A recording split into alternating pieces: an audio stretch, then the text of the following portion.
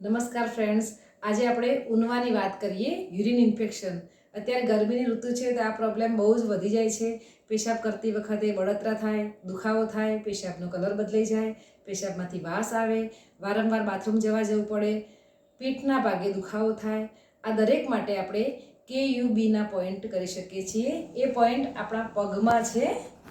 પગમાં સૌથી પહેલાં તો આ જે ઉપસેલો ભાગ છે એના પછી પહેલી આંગળી મૂકીએ એ જઠરનો પોઈન્ટ છે, એના પછી બીજો અંગૂઠો મૂકીએ એ આપણો પેન્ક્રિયાસનો પોઈન્ટ છે, અને ત્રીજો અંગૂઠો મૂકીએ એ આપણો ઉનવા માટેનો પોઈન્ટ છે. તો આ જગ્યાએ આ રીતે તમને તપાસ કરતાં ખબર પડશે કે આ જગ્યાએ જો આ પ્રોબ્લેમ હશે તો દુખાવો થશે.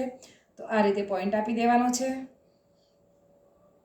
જો આપણી પાસે જીમી ના હોય તો બોલપેનનો પાછળનો ભાગ હોય તો એના વડે પણ આપણે પોઈન્ટ આપી શકીએ છીએ. એના પછી બીજો પોઈન્ટ છે, એના પછી એક આંગળી મૂકીએ ત્યાં, તો ત્યાં પણ આપણે અંગૂઠા વડે અથવા તો જીમી વડે આ રીતે પોઈન્ટ આપી દેવાનો છે. આ આપણો યુરિન ઇન્ફેક્શન માટે બીજો પોઈન્ટ છે. કુલ 3 પોઈન્ટ છે.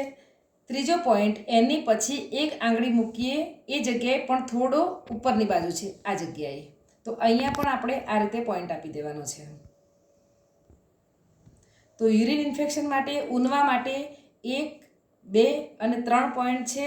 બીજું આપણે હાથમાં પણ પોઈન્ટ કરી શકીએ છીએ. તો હાથમાં 2 આંગળીની વચ્ચે આ જે ભાગ છે અહીં પણ આપણને દર્દનો અનુભવ થશે. તો આ રીતે અહીંયા પોઈન્ટ આપી દેવાનો છે.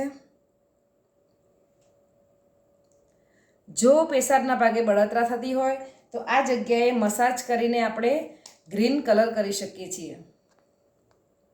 આ રીતે ગ્રીન કલર કરવાનો છે. અને જો ઇન્ફેક્શનના લીધે દુખાવો થતો હોય તો આ જગ્યાએ આપણે બ્લેક કલર પણ કરી શકીએ છીએ.